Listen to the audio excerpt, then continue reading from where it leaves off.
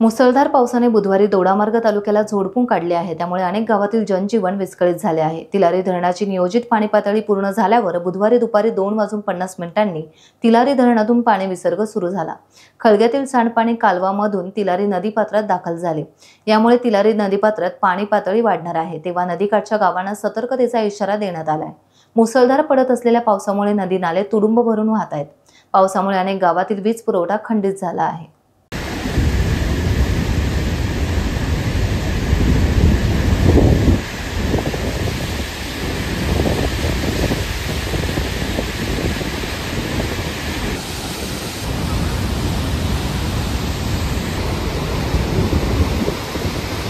Times डिजिटलला like करा, share करा, subscribe करा आणि बेल आयकॉन दाबायला विसरू नका। Times digital.